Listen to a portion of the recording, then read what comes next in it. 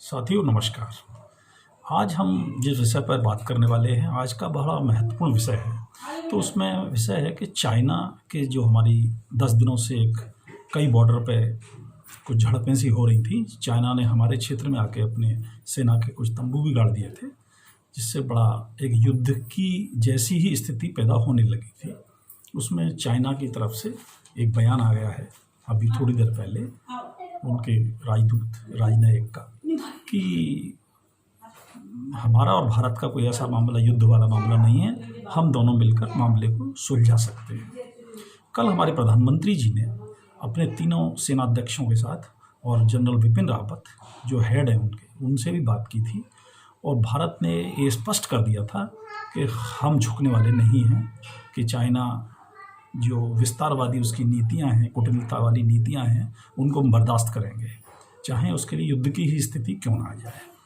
तो इससे जो दबाव बनाया, अभी शाम को अमेरिका के राष्ट्रपति ट्रम्प, जो कि आप जानते ही हैं सभी लोग कि वो कई बार ट्वीट करते रहते हैं, उन्होंने ट्वीट किया कि चाइना और भारत को हमने एक मैसेज दे दिया है कि मैं उनकी जो उनका झगड़ा है उसमें मध्यस्थता के लिए तैयार हूँ। अब उनसे ये पूछा जाए कि मध्यस्थता पहले अपना और चाइना का झगड़ा तो सुलझा लें वो, जब इंडिया का करेंगे। तो इंडिया अब जो 62 वाला इंडिया नहीं है। आज अपने ये नहीं कह रहे कि हम चाइना शक्तिशाली नहीं है, बहुत बड़ा देश है, उसकी सेना कमज़ोर है, हथियार कम, ऐसा नहीं है, इंडिया से काफ़ी ज़्यादा है, लेकिन हम भी अब कम नहीं हैं। हमने उसी हिसाब से अपनी तैयारी कर रखी है, क्योंकि हमें पाकिस्तान को भी मोर्चे पे देखना है, जो हमारा परमानेंट एक तरह का दुश्मन है, और चाइना को भी देखना है, जो पाकिस्तान को भड़काता भी है। जबकि जो पाकिस्तान जितना एग्रेसिव नेचर दिखाता है, वो सब चाइना की वजह से ही करता है। वो चाइना को तोड़ता नहीं है। सन 62 के बाद जब से युद्ध हुआ है, उसमें हमारी डिफीट हुई थी, उसके बाद आज तक चाइना और बॉर्डर पे करीब 2-3 हज़ार किलोमीटर का बॉर्डर है हमारा चाइना का, उसमें कोई गोली नहीं चली है, जो कि बहुत बड़ी बात है, और चलनी भी नहीं चाहिए। युद्ध तो होना ही नहीं चाहिए, क्योंकि युद्ध के परिणाम बहुत विनाशकारी होते हैं।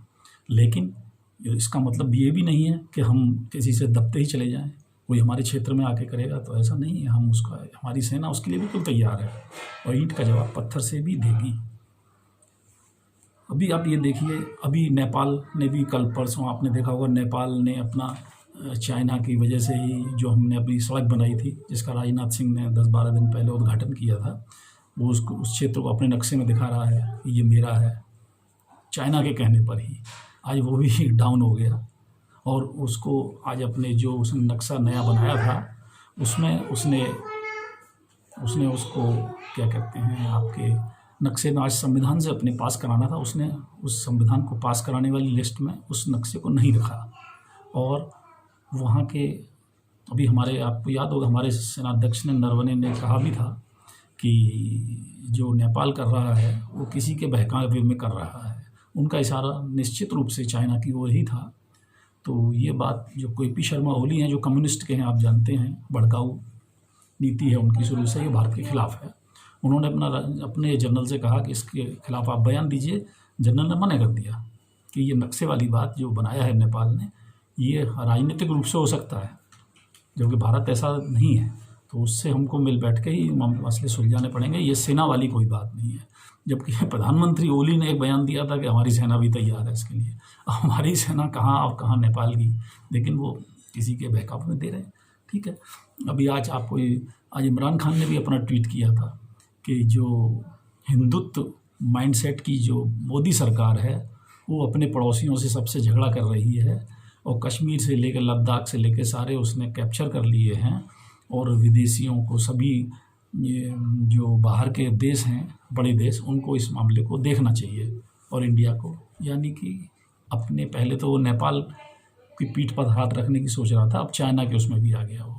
जबकि आज चाइना का बयान आ गया तो बेचारा, मतलब वो खाम खा, तुम कौन के खाम खा। तो ये इमरान इतना घटिया पीएम है, जो कि एक तरह से सेना का पिट्ठू है, पाकिस्तान की सेना, क्योंकि पाकिस्तान की सेना का वजूद ही इंडिया पाकिस्तान वार पर टिका हुआ है। क्योंकि अगर इंडिया से मसले सुलझ जाएं उसके, तो फिर उसको सेना की पाकिस्तान की ज़रूरत ही नहीं है। तो सारी सेना, वहाँ का हर कैप्टन से ऊपर का जितना भी होता है, सब अरबपति हैं, सबके विदेशों में प्रॉपर्टीज़ मिलेंगी, सबके हज़ारों एकड़ के बंगले मिलेंगे, हज़ारों एकड़ ज़मीन है सबके पास। और जो आम पब्लिक है वो परेशान है वहाँ की। पाकिस्तान में ये है। तो इसमें सब छोटे छोटे फैक्ट्रियाँ तक सेना ने अपने कब्जे में रखी हैं। तो इसलिए उसे तो चाहिए कि भाई ये हमको ये सब भारत के खिलाफ एजेंडा चलाना है, कभी आतंकवादी भेजने हैं, कभी कुछ भेजने हैं, तो ये सब उसे करना है।